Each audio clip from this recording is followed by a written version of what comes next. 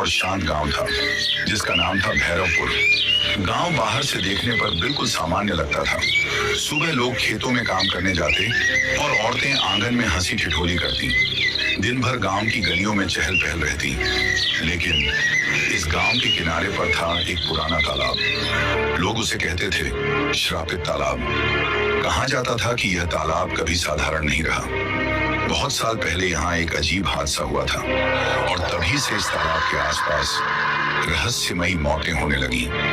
दिन में यह तालाब सामान्य दिखता, लेकिन जैसे ही रात ढलती पानी में अजीब सी नीली काली चमक उठती और उस चमक के साथ मानो कोई अदृश्य शक्ति गांव वालों को अपनी ओर खींचती।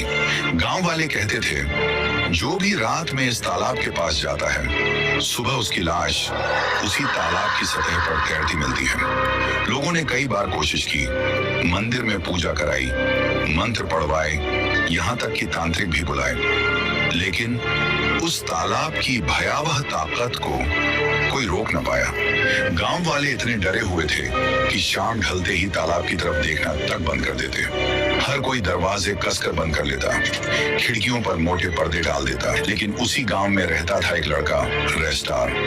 रेस्टार का स्वभाव बाकी लोगों से बिल्कुल अलग था। जहां सब डरते थे वहां वो सवाल करता। उसका मानना था डर हमेशा झूठ से पैदा होता है और सच सामने आना ही चाहिए। एक दिन गांव के बुजुर्ग तालाब की दहशत पर चर्चा कर रहे थे। किसी ने कहा पंडित जी का बेटा तालाब के पास गया था, सुबह उसकी लाश पानी में मिली।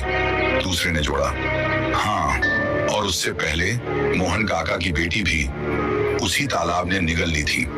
रेस्टार ये सुनकर हंस पड़ा और बोला अरे ये सब सिर्फ डराने की बातें हैं। भला कोई तालाब इंसान की जान कैसे ले सकता है? मैं खुद जाकर देखूंगा असली सच क्या है। गांव वाले चौंक गए। पगला गया है क्या? कोई भी वहां से जिंदा लौटकर नहीं आया।